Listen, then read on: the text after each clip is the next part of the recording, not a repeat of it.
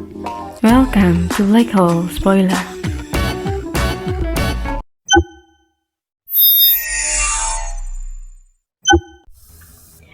Chapter 466, Kebangkitan Sekte Yunhai. Ibu, aku akan pergi sebentar, kata Lin Feng yang tidak ingin mengganggu Lin Hai. Yue Minghi tersenyum dan mengangguk sebagai balasan. Di kota kekaisaran, semua orang sekarang menyadari bahwa Lin Feng adalah putranya. Jadi tidak mungkin ada orang yang akan menyerang Lin Feng. Musuh-musuhnya harus berpikir dua kali sebelum mencoba melakukan sesuatu. Selain itu, kekuatan Lin Feng sendiri juga luar biasa, sehingga Yue Minghi tidak terlalu khawatir tentang keselamatan Lin Feng. Di dalam hutan Losik adalah daerah terlarang. Tidak ada yang bisa memasuki daerah itu tanpa izin. Akan tetapi, Lin Feng dapat memasukinya dengan bebas. Lin Feng dan Ming Jin meninggalkan hutan Losik dan menuju ke Akademi Surgawi. Ketika para siswa di Akademi melihat Lin Feng dan Ming Jin, mereka semua menatap Lin Feng dan Ming Jin dengan tatapan penuh hormat. Para siswa menyembah mereka. Pada kompetisi nasional, semua orang telah melihat betapa kuatnya Lin Feng, termasuk sejumlah besar orang dari akademi, dan bahkan mereka yang tidak menyaksikannya dengan mata kepala mereka sendiri telah mendengar tentang apa yang terjadi.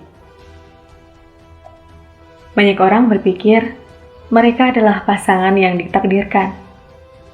Ketika mereka melihat Lin Feng dan Ming Jin, Lin Feng tanpa anggun dan mengesankan, sementara Ming Jin tampak murni dan suci seperti makhluk surgawi. Mereka adalah pasangan yang sempurna, seperti untayan mutiara dan batu giok.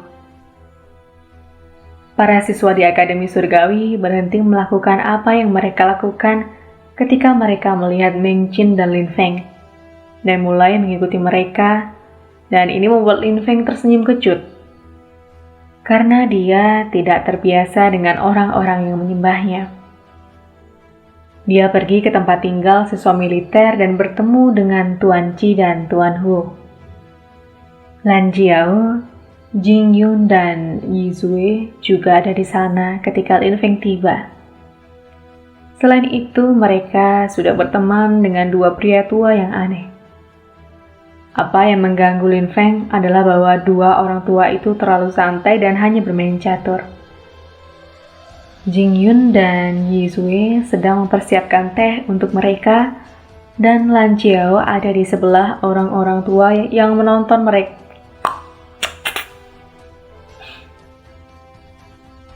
Jing Yun dan Yi Zui sedang mempersiapkan teh untuk mereka, dan Lan Jiao ada di sebelah orang-orang tua. Dia menonton mereka bermain dengan tatapan memuja. Lin Feng terkejut dan terdiam. Lan Jiao memberikan pujian kepada Tuan Ho. Akan tetapi, Tuan Ho mengabaikannya dan terus bermain catur. Tuan Ho, Tuan Chi, kalian benar-benar tahu cara menikmati hidup, kata Lin Feng sambil tersenyum dan berjalan ke pria tua itu. Kau dan dewimu dapat beristirahat dan memiliki gaya hidup yang tenang dan riang. Mengapa kau tidak membiarkan dua orang tua ini bersantai? Kata Tuan Chi sambil tertawa dengan sepenuh hati. Lin Feng tampak sangat berbeda daripada di masa lalu.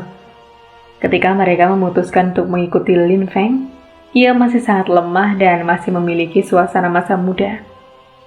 Tetapi, mereka telah melihat pertempuran di Danau Xiangjiang.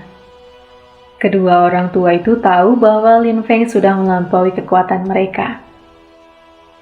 Selain itu, dia telah melampaui mereka dalam periode waktu yang sangat singkat. Sehingga kedua lelaki tua itu bahkan tidak bisa mempercayai mata mereka, dan itu seperti mimpi. Mereka awalnya berpikir bahwa Lin Feng akan melampaui mereka setelah beberapa tahun, tetapi pada kenyataannya dia membutuhkan kurang dari 1 tahun dan dia sudah jauh lebih kuat dari mereka. Dia bisa dengan mudah membunuh kultivator lapisan Zuanci ketiga dan keempat seperti membunuh serangga. Terlebih lagi bahwa latar belakang Lin Feng juga luar biasa. Tuan Wu tertawa dan kemudian berkata pada Lin Feng, apabila ia ingin mereka melakukan sesuatu, maka ia hanya perlu memberikan perintah saja. Lin Feng terkejut tetapi dia dengan cepat kembali tenang. Master Wu sangat baik. Dia adalah yang paling mengerti tentang Lin Feng. Tuan Wu, perintah apa yang sedang Anda bicarakan? Saat itu Anda memutuskan untuk mengikuti saya yang bukan siapa-siapa. Saya akan selalu ingat itu, kata Lin Feng sambil menggelengkan kepalanya dan tersenyum. Tuan Wu dan Tuan Qi mengangguk serta berkata, jika kami tidak mengenalmu saat itu dan tidak memiliki hubungan denganmu, kami tidak akan mengikutimu. Kemudian Tuan Qi mengatakan dan sedikit menggoda Lin Feng, bahwa Lin Feng terlalu berperasaan seperti wanita. Lin Feng mengangguk. Ia kemudian berkata, Tuan Wu, saya ingin Anda kembali ke kota Yangzhou dan kemudian membawa pasukan ke rantai Gunung Yunhai. Saya ingin Anda mengelilingi rantai gunung selama 7 hari. Jin Yung gemetar dan matanya mulai berbinar. Membawa orang ke rantai Gunung Yunhai, mengintarinya selama 7 hari. Apa yang Lin Feng ingin lakukan? Selain itu, Lin Feng juga meminta Tuan Qi untuk membawa pasukan ke sekte Hao Yue dan memusnahkan mereka yang membuat Jin Yun menggigil lagi. Chu Zhangpeng dan ayahnya Chu Qing sudah mati. Sekte Hao Yue yang berada di negara terlemah dan paling rentan. Lin Feng ingin menepati janjinya dan membangkitkan kembali sekte Yunhai. Mereka yang berpartisipasi dalam pemusnahan sekte Yunhai harus dimusnahkan. Waktunya telah tiba untuk membalas dendam bagi sekte Yunhai. Tidak masalah untuk kedua orang tua itu melakukannya. Mereka kemudian segera berdiri. Jin Yung menceritakan kepada Lin Feng, dirumorkan bahwa bekas wilayah sekte Yunhai telah diserang oleh mereka yang membantu menghancurkannya. Selain itu, rantai Gunung Yunhai juga dihuni oleh sejumlah sekte baru. Itu karena Black Wind Mountain adalah lokasi yang bagus bagi sekte untuk berlatih dan berkultivasi. Lokasi tersebut memberikan banyak keuntungan bagi sekte-sekte tersebut. Lin Feng sedikit mengangguk. Ia mengerti mengapa rantai Gunung Yunhai adalah lokasi yang baik untuk sebuah sekte. Ia memerintahkan Tuan Qi untuk mengelilingi rantai Gunung Yunhai selama 7 hari dan tidak memperbolehkan seorang pun dapat berpikir mereka bisa memasukinya. Ia memberikan waktu selama 7 hari untuk orang-orang yang tinggal di dalam rantai gunung agar segera mengungsi. Lalu ia menambahkan untuk meminta beberapa orang membawa rampasan perang kembali ke Yangzhou dan memindahkan pasukan ke desa es dan gunung salju. Mereka diperintahkan untuk menunggu Lin Feng di setengah jalan menuju ke sana. Tidak ada hukum di dunia kultivasi kecuali hukum rimba. Di masa lalu, Duan Tianlang telah mempengaruhi desa es dan gunung salju. Sekte Hao Yue dan Sekte Wanzhou untuk bergandengan tangan dan menghancurkan Sekte Yunhai. 3 tahun telah berlalu sejak pertumpahan darah dan hutang darah harus dibayar dengan darah. Tuan Ho dan Tuan Qi tahu apa yang harus mereka lakukan. Mereka bergegas pergi setelah memberi salam pada Lin Feng. Jin Yung memandang Lin Feng dan matanya cerah. Dia sudah mengenal Lin Feng sejak lama dan dia telah melihatnya menyelesaikan begitu banyak hal hebat. Jin Yung masih bisa mengingat bagaimana Lin Feng kembali saat itu ketika dia baru saja menembus ke lapisan Qi ke-6. Dia hanya seorang murid biasa dari sekte Yunhai dan dianggap sangat lemah. Kemudian dia tiba-tiba mulai menyilaukan semua orang seperti meteor yang berkedip di langit. Dia telah berjuang melalui banyak pertempuran hidup dan mati, dan langkah demi langkah, dia membuat kemajuan dalam kultivasinya. Sekarang, dia dianggap sebagai seorang kultivator yang sangat kuat dan dia dengan mudah memiliki kekuatan untuk menghancurkan sebuah sekte. Lin Feng sudah lebih kuat dari Nan Gongling di masa lalu. Mungkin dia benar-benar bisa membangkitkan kembali kejayaan sekte Yunhai. Dia adalah seorang pemuda yang baru berusia 18 tahun, namun begitu anggun dan bergengsi. Dia telah menjadi murid paling berbakat dari sekte Yunhai dan kemuliaannya tidak tertandingi. Jika dia tidak dapat membangkitkan sekte Yunhai, maka tidak ada yang bisa mengembalikan ke Zue Yue. Jin Yung pernah mendengar percakapan di masa lalu mengenai sekte Yunhai dan Nan Gongling. Orang-orang akan mengatakan bahwa jika sekte Yunhai tidak dimusnahkan, maka itu akan berkembang sekali lagi. 2 tahun sebelumnya, sekte Yunhai berada pada posisi terlemah.